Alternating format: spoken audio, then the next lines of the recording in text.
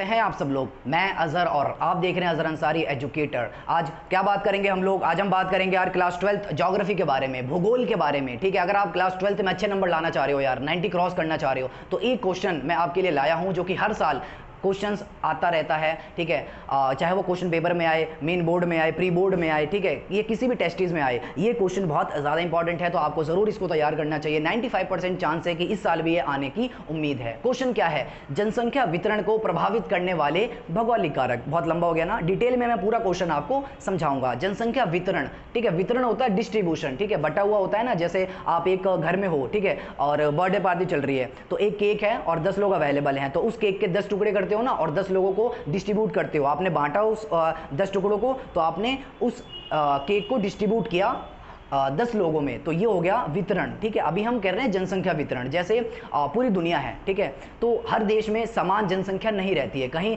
देशों में जनसंख्या ज़्यादा देखने को मिलती है और कुछ देशों में जनसंख्या कम देखने को मिलती है। जी हाँ, ये वही विकसित देश हैं जिसमें जनसंख्या कम रहती है, और अविकसित या विकासशील देश जो हैं, जैसे एशिया महाद्वीप के बहुत सारी कंट्रीज़ हो गई जो अभी अपना विकास कर रही हैं, यहाँ पर जो जनसंख्या है बहुत ज़्यादा देखने को मिलता है। तो अभी यही क्वेश्चन है कि रीजन क्या है ना, कौन कौन से फैक्टर्स हैं, क्यों कहीं पर जनसंख्या ज़्यादा रहती है और कहीं पर जनसंख्या कम हो जाती है, यही क्वेश्चन है। आई होप आपको क्वेश्चन समझ में आ गया होगा यार। 5 नंबर का इंपॉर्टेंट क्वेश्चन आएगा, तो चलिए बढ़ते हैं इसके आंसर की तरफ। तो आंसर में आप सबसे पहले ना जनसंख्या घनत्व की डेफिनेशन लिखने वाले हो। घनत्व क्या होता है? प्रति वर्ग किलोमीटर में, ठीक है, प्रति वर्ग किलोमीटर में पाए जाने वाले लोगों की संख्या को, ठीक है, हर किलोमीटर में कितने लोग हैं, हर किलोमीटर में कितने लोग हैं, ठीक है। जैसे दिल्ली है, बहुत सारे किलोमीटर्स में फैली हुई है, तो हर किलोमीटर में जो जनसंख्या है वो कम ज्यादा हो सकती है। तो हर किलोमीटर में, प्रति वर्ग किलोमीटर में जो जनसंख्या पाई जाती है उसको हम क्या बोलेंगे? उसको हम बोलेंगे जनसंख्या घनत्व। ये आपको 1 नंबर में लिखना होगा। ठीक है, अब आते हैं जनसंख्या वितरण, है ना, उसके कारक पर कि कहीं जनसंख्या ज्यादा होती है और कहीं पर कम क्यों होती है। तो पहला इसका पॉइंट है, ठीक है, पहला आपको लिखना है जल की उपलब्धता। ठीक है, जल मतलब पानी, ठीक है, वाटर, ठीक है, उपलब्धता, अवेलेबिलिटी। आपको पता है इंडिया है, इसमें हर जगह पानी नहीं पाया जाता। जैसे राजस्थान और गुजरात के क्षेत्रों में जो भूम जल है वो बहुत नीचे चला गया है, ठीक है।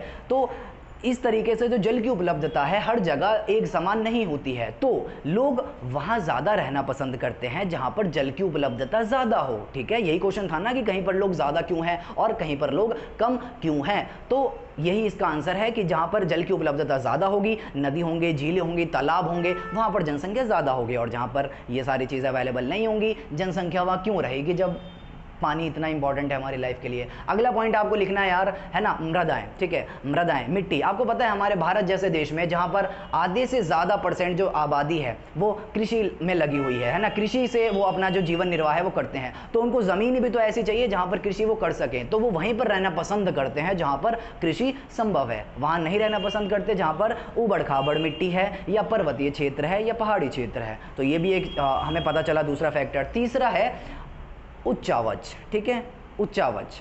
तो आपको ये पता होगा कि जो समतल मैदान है वहां पर जनसंख्या अधिक रहती है, पहाड़ीय क्षेत्रों पर, पर्वतीय क्षेत्रों पर, ठीक है, यहाँ पर जो जनसंख्या है वो कम रहती है। ठीक है, ऑलराइट, आई होप आपके जो वीडियो है वो समझ में आ रही होगी।